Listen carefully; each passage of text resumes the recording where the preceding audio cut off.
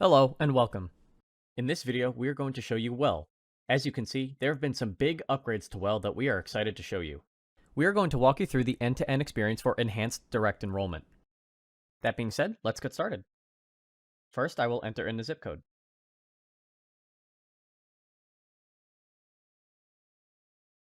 Once I've entered in the zip code, I'm going to need to enter in some very basic demographic information. In this scenario, I'm acting as a 35-year-old male who does not smoke and makes $43,000 a year annually. I'm going to enter in the soonest effective date.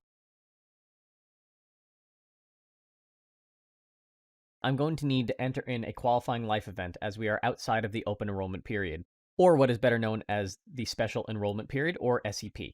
In this scenario, I'm just going to say that I was recently released from incarceration.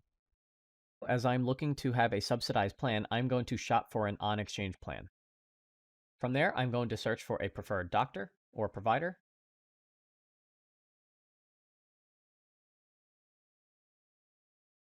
and I do not need a drug. Once I have anonymously entered in all of this information, I'm going to come to my plan selection. You can see that the plans have come up, and I'm going to select this plan that has my provider 100% covered, and I'm going to enroll. We now come to the enhanced direct enrollment experience. First, we start out with some disclaimers and other information that must be entered before we can continue.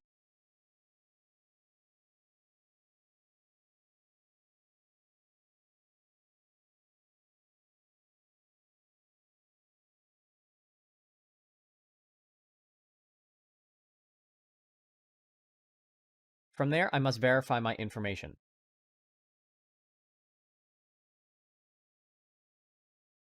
Keep in mind that this experience is very similar regardless if you are a consumer or if you are acting as a broker. More identity verification.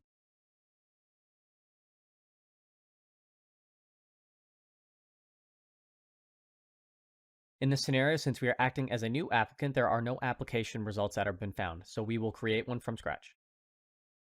On this page, I must fill out all the household contact information for the applicant. Everything from the email to the phone number, preferred spoken language, and so on.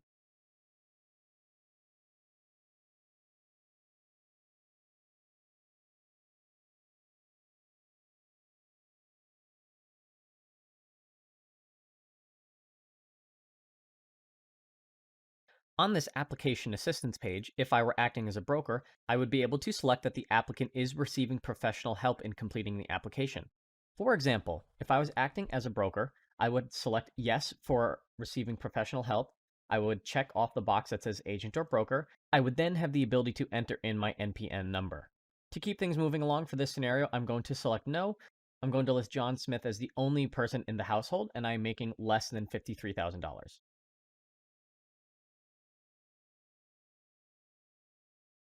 Next will be some questions about taxes that I will answer accordingly. In this scenario, John Smith does not have any dependents.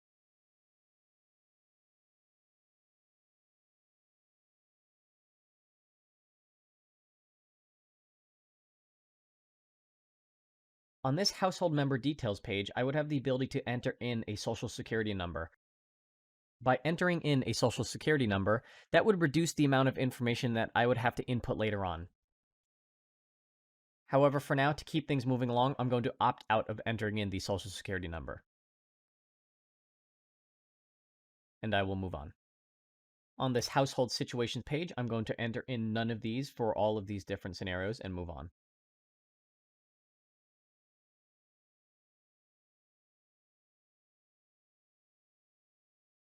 On this page, I'm going to enter in the income for John Smith. This includes the salary, the name of the company, as well as the address.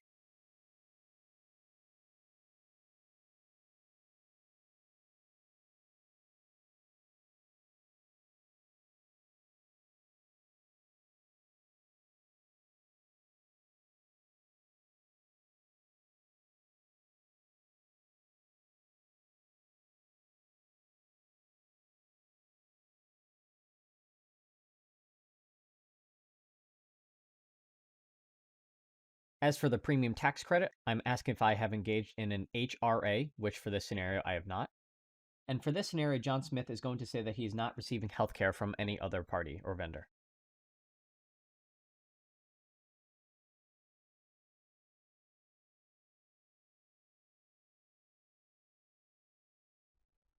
On this special enrollment period page, to stay consistent with this scenario, I'm going to say that I was recently released from incarceration.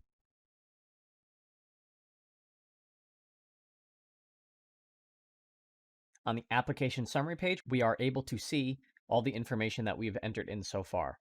At the bottom of the page, we will agree and confirm to all disclaimers for the application.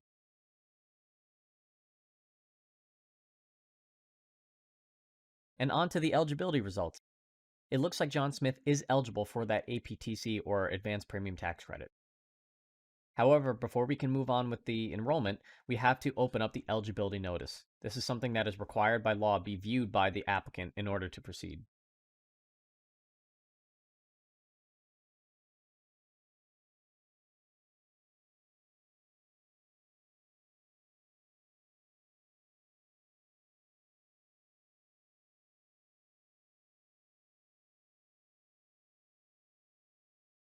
Now we come out to the eligibility summary.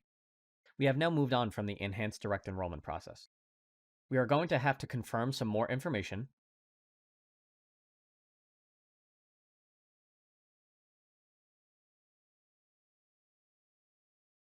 and then we will have to select the plan again.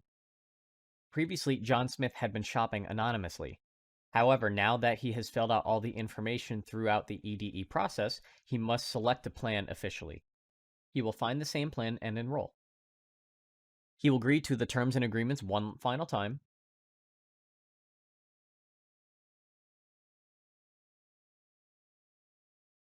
and submit his application.